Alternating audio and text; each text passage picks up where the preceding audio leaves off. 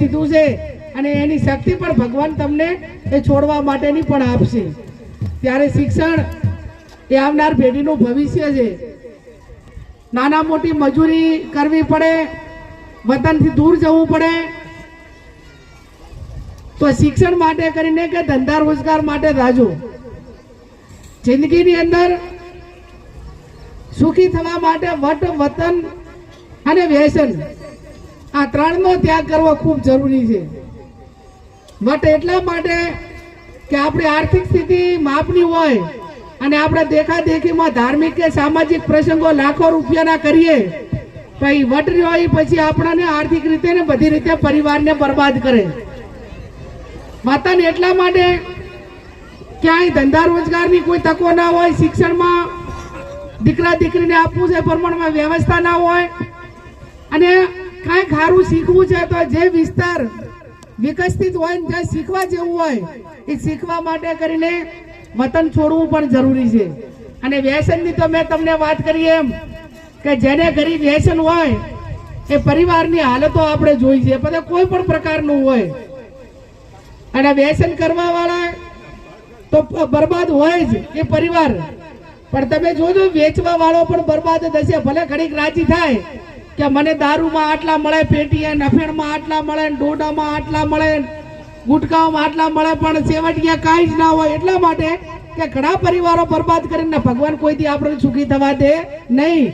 એટલે વેચવા વાળાએ રહેવા દેજો ને, એનું જે નાના મોટું સેવન કરવા વાળા હોય એ પણ રહેવા દેજો। બહેનોને પણ મારી વિનંતી કે બહેનોની અંદર વ્યસન કાંઈ નાના મોટું નહીં હોય, પણ આ વર્તમાન સમયને આધીન ક્યાંક ગુટકા, તમાકુ, શેકડી, મિરાજ અને મસાલા આવું હોય તો તમે પણ બંધ કરી નાખજો।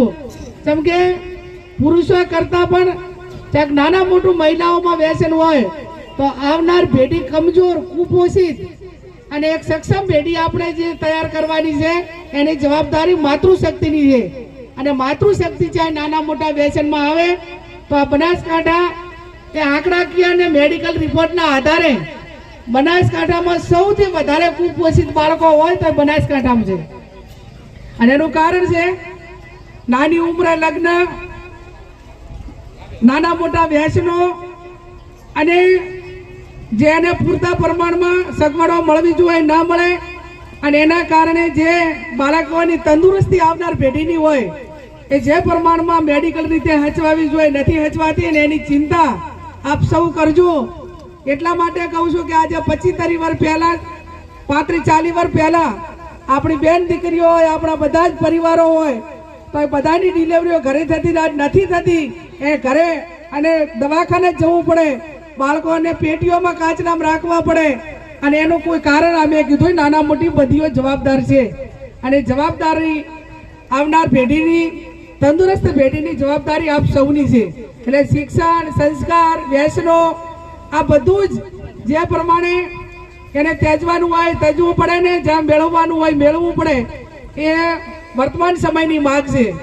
સરસ્વતી માતાનું મંદિર બનાવજો અને દીકરા દીકરીઓને ભણાવજો। મંદિર એટલે સ્કૂલ હોય, આંગણવાડી હોય, એમાં નાના મોટી કોઈ વ્યવસ્થા કરવાની હોય, મદદ કરવાની સરકાર તો કરે, પણ આપણા લેવલે પણ ચાહે આંગણવાડીના બાળકોને કોઈ આવો પ્રસંગ હોય, આજે આ ધારો કે આ પ્રસંગ છે તો આપણે બાળકોને ક્યાંક એને ફ્રૂટ આપીએ કે ક્યાંક દૂધ આપીએ, એવું પણ કંઈક થાય તો એ પણ ભગવાને રાજી રહે આપણા ઉપર। આંગણવાડીના બાળકો પીએ તો આજે પ્રતિષ્ઠા કરીએ છીએ તો ભગવાન પણ આપણા ઉપર રાજી રહે।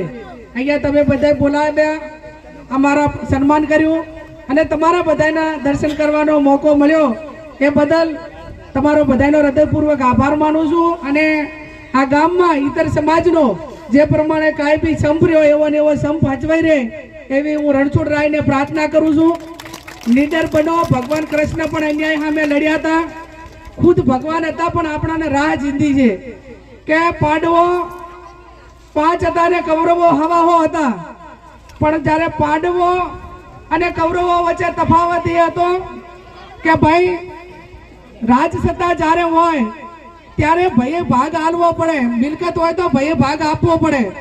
પાંડવે માત્ર 5 ગામ માંગ્યા હતા કે ભાઈ અમને નફા માટે 5 ગામ આપો, તો એ કૌરવોના તરફથી એવો સુર આવ્યો અને એવો અવાજ આવ્યો કે 5 ગામ તો ને પણ એક એક હોય નહીં અણી જેટલી જગ્યા પણ અમે તમને આપવા માટે તૈયાર નથી. એટલે પછી અહીંયા શું થાય, મહાભારત થાય. અને આપણે હોય છતાં પણ નાનો ભાઈ હોય તો એને થોડું વધારે આપીએ, ત્યાં રામ રાજ્ય હોય. એટલે આપણા ગામની અંદર રામ રાજ્ય આવે. નાના મોટા સમાજોને એકાબીજા બધા હાચવજો. અને જે અન્યાય કરતાઓ છે એની સામે ડરો મત, લડો. એટલે આપણે ડરવાનું કોઈથી નથી. મોટા ભગવાનની મહેરબાનીની જરૂર છે, મહેનતની જરૂર છે, અને શેર સંબંધી મદદ કરે એની જરૂર છે. અન્યાય કરવા વાળા ગમે એટલા હોય તો એને કુદરત પણ મદદ કરતી નથી. આ લોકસભાની ચૂંટણીમાં જો આ પોલીસ બધી આખી વળગી હતી. આ આપણે ઓલા થરાદમાં સીપી ચૌધરી છે, એ ગામડે ગામડે ફરીને બધી મીટિંગો કરે. ભાજપનો એજન્ટ હોય એ પીએસઆઈ કે પીઆઈ ના કહેવાય, એ ભાજપનો એજન્ટ કહેવાય. અને આવા પોલીસ વાળાને બહુ રાજકારણનો શોખ હોય ને તો પ્રજાના પૈસે નોકરી કરીને પગાર ના લેવાય, રાજીનામું આલી અને મેદાનમાં વાય એટલે જેટલી વીહી હો થાય તે ખબર પણ પડે. એટલે આવા અધિકારીઓને ક્યાંક ને ક્યાંક એ આપણા હિસાબે જ્યારે નભતા હોય, આપણી મહેરબાની પ્રજાના પૈસે જ્યારે પગાર લેતા હોય ત્યારે એમને ડિપાર્ટમેન્ટનું કામ કરવાનું હોય.